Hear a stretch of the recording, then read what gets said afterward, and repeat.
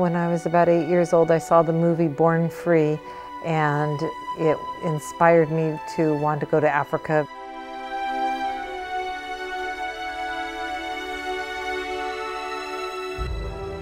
And then when my children grew up and we had a little space in time and a little bit of money in our life, my husband said, "Where would you like to go?" And of course my first pick was Africa. The truth is, I had always been a little reluctant to visit Africa.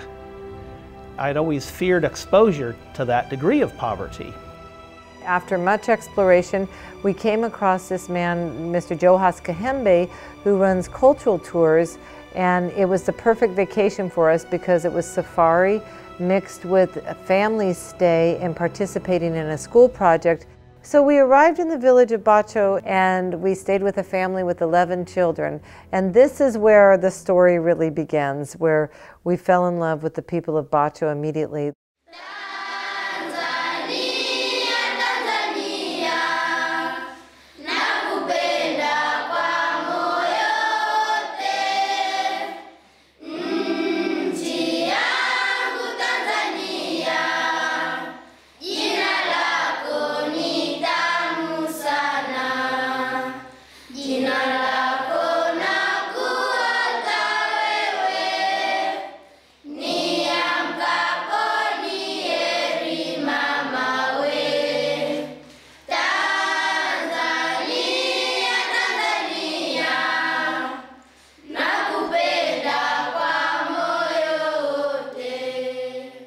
The family we stayed with, they were so gracious. The children were so well behaved and so kind. And then they said, "Do you want us to take you to the school project that we have?"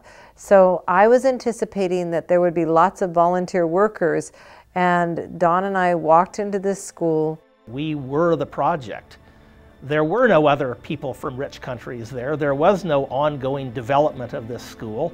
And the school was, I say enough to make you cry. We did cry when we saw it. It was terrible to think about children attending school when there are dirt floors, no glass in the windows, no doors in the door frames, not enough desks. The desks they did have wobbled, and more. It was really more fit for animals than for children. This is during their winter, so their students were, many of them, sitting on the dirt floor, and the rain comes in and it's damp. And here were these teachers that were incredibly dedicated, trying to conduct their classes in this hideous condition, but with such integrity and such dignity that we were so overwhelmed, and we thought, we really need to help these people.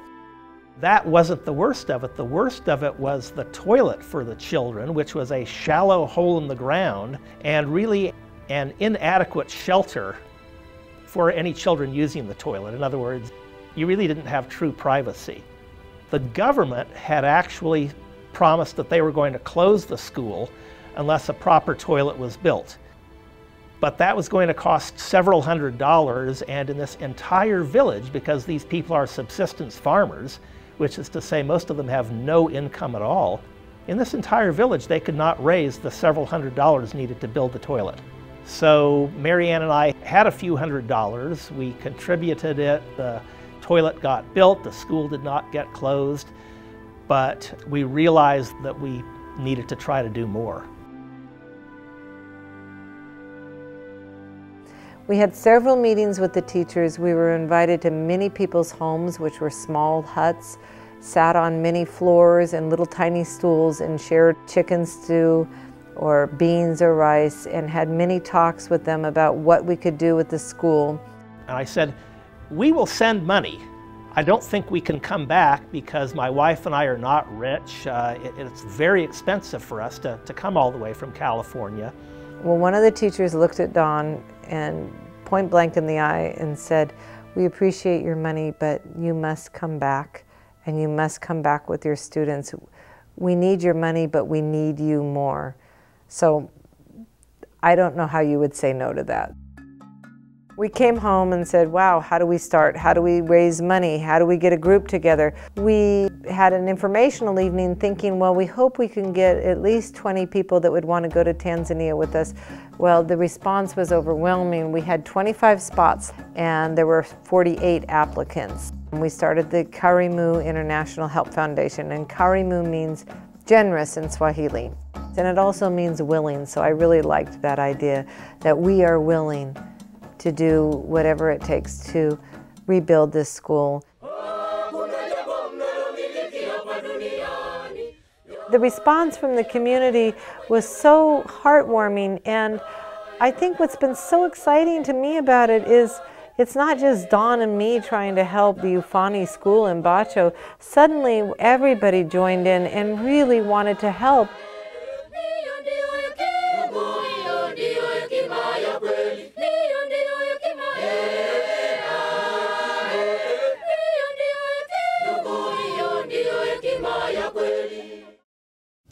People were absolutely amazing. No, short answer. Long answer is that they were amazing because not only were they so resourceful and diligent and capable people, but because they were resourceful, diligent, capable in what is widely regarded as one of the many third world countries in Africa, and they were happy. I mean, these were some of the happiest people whom I've ever seen. And I work in an amusement park, so I mean, definitely happier people over there. I tell people that I feel more safe in a third world country in Africa, in a rural area where there's no security, than here. I think it's because I have that human connection and the human safety with everyone else that I feel more safe there, because I know I can rely on someone than just some item, some security box or something. They're just so welcoming and so honest and truthful.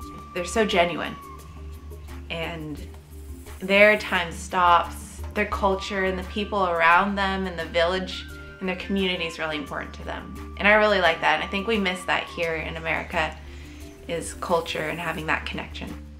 It's not that we're just coming and observing them and giving them money, it's we're building with them. We're eating with them, we're learning from them. We want to learn about their culture, we want to learn about their language, and I feel like I've gotten so much from them that is just priceless.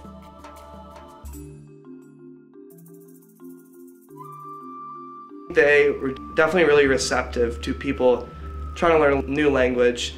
They're really forgiving of our mistakes also, and I think they were entertained by it also. Asante sana kwa wema wako.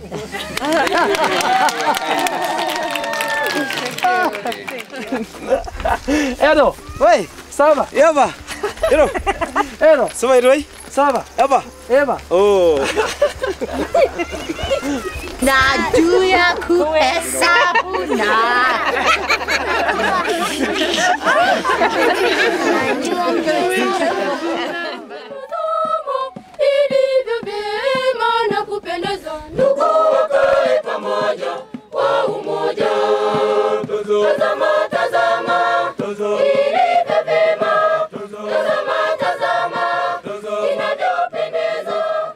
There's a lot of value in actually going there.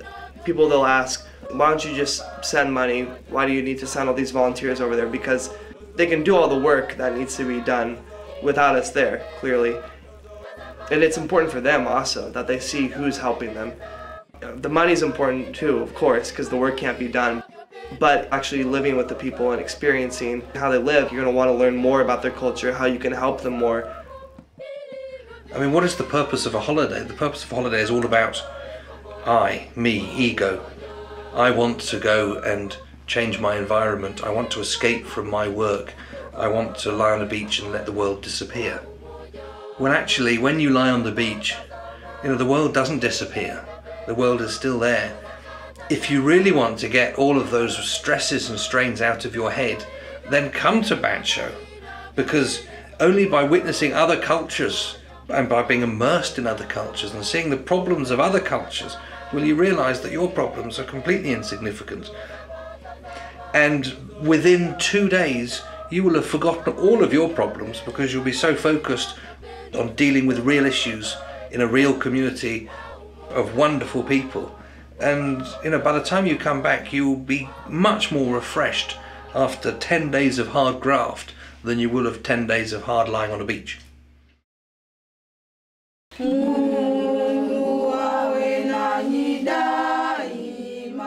I think anybody that's going to go to Bacho and be a part of this wonderful project of building things, you're going to leave a legacy behind of, you know, part of you will be in there, your soul, your heart.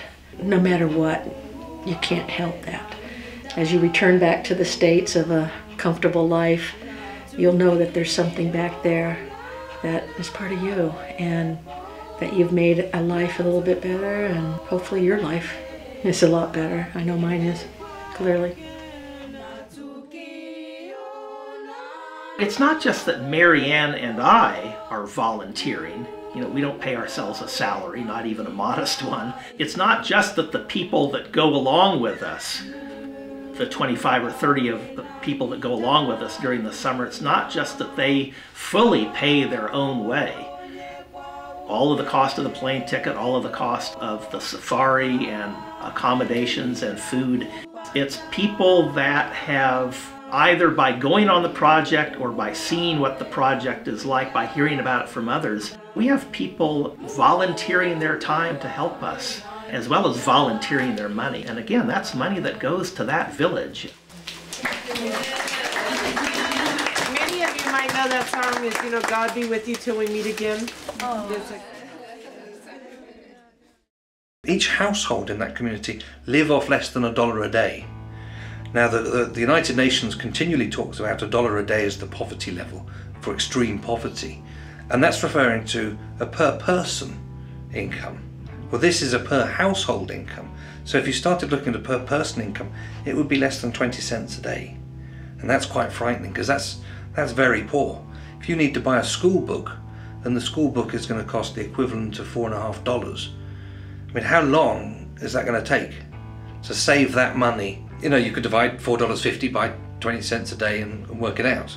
I'm not going to argue the maths, but the reality is that with your 20 cents, you know, how much of that is spare to spend on books? None.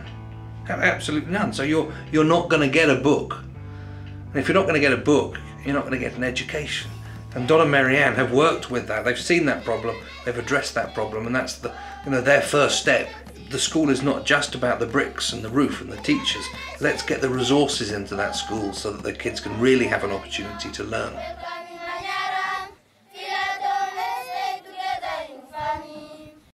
The poverty is real. The poverty is, for all that you read about it, actually to be in it is still astonishing. You can scarcely believe that people live with this little, yet they're not miserable.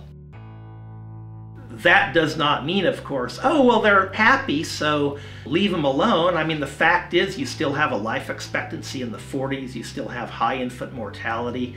These things are wrong, and we're trying in our slow way to address these things.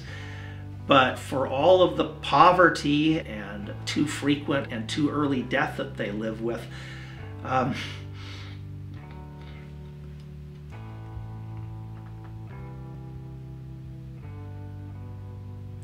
while they're alive, while they're in the moment,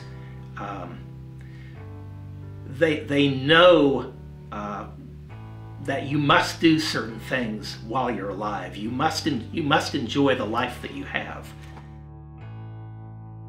It makes you think differently. It makes you think, this Christmas, I'm thinking about Christmas in a totally different way, of like, what do we need and what do we buy, and why do we buy things? Why do we do what we do? It makes you kind of look at everything you do in a new light.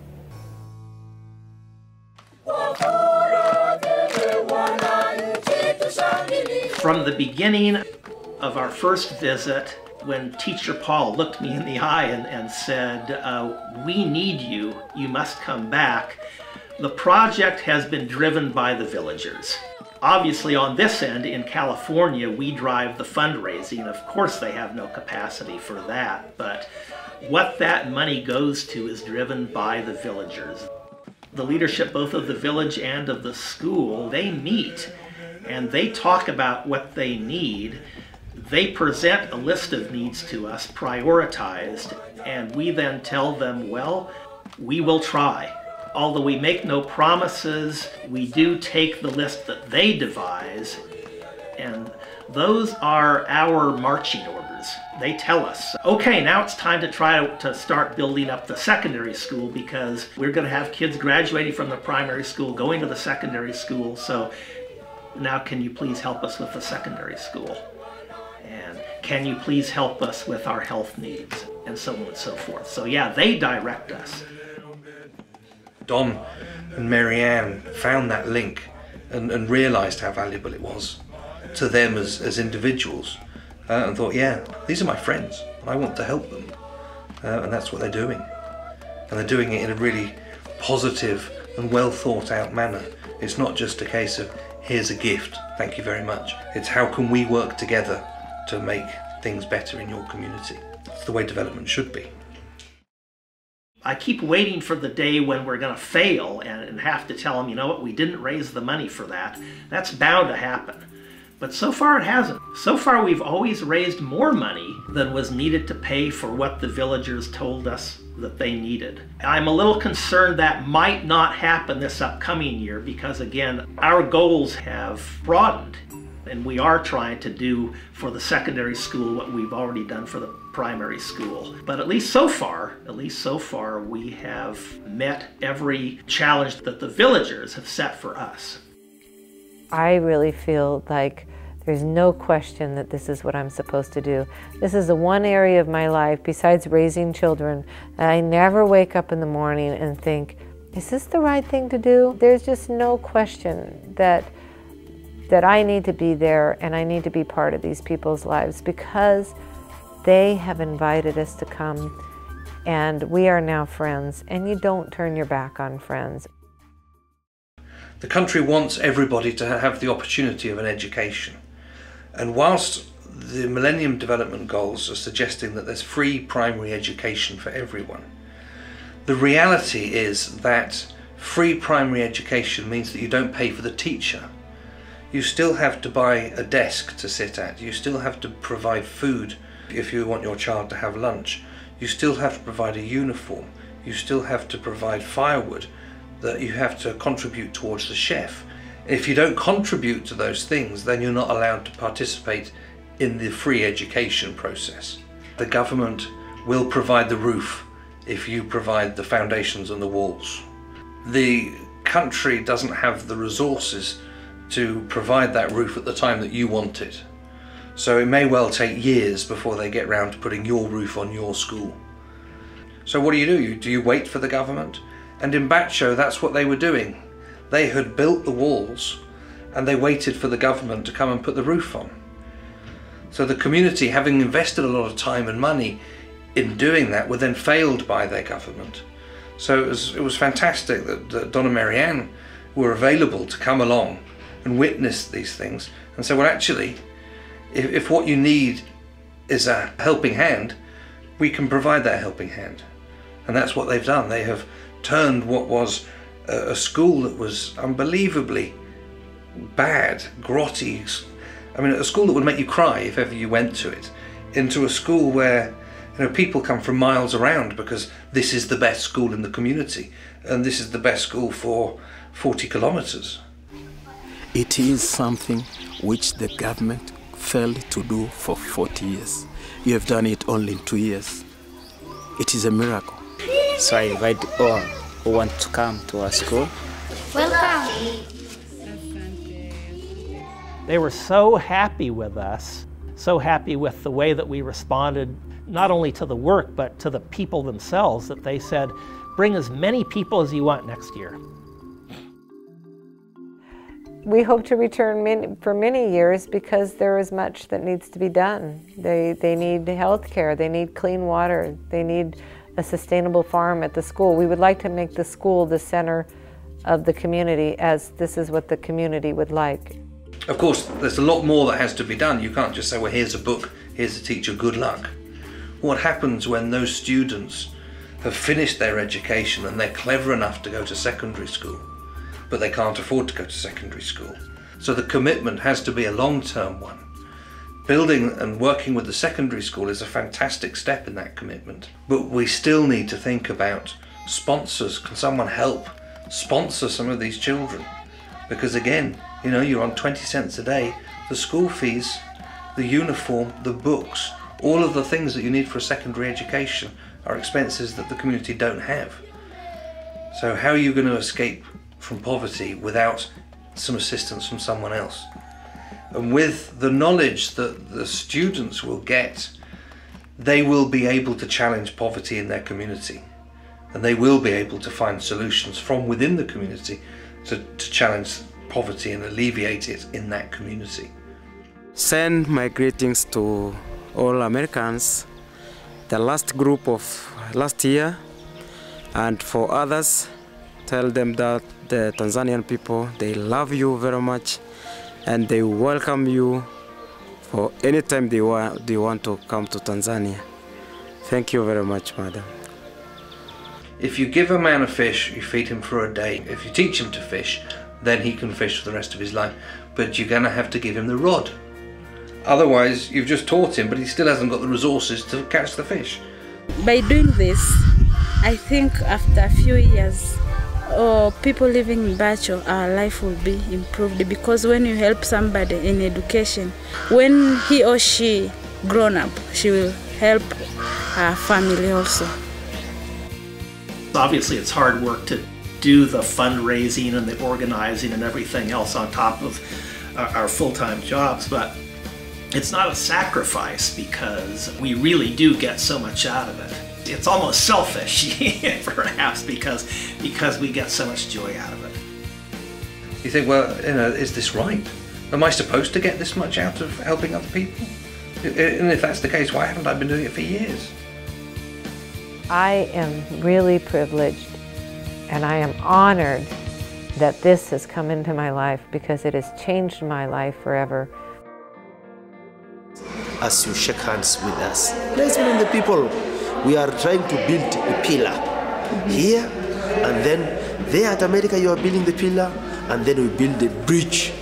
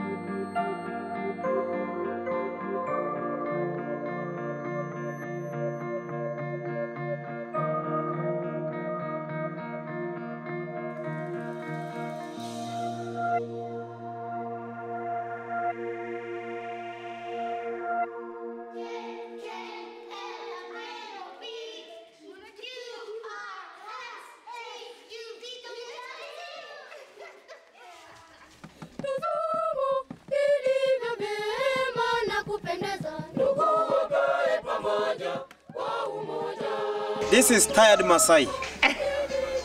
And like this again is tired Maasai. Yes. This is another type of tired Maasai. And very, very tired Maasai is like this. Oh, I said, but my knee. Oh, but I can try. Oh, very, very tired Maasai. It's like very, very tired Maasai. Eh? Yeah. It's a sit sometimes. Yeah.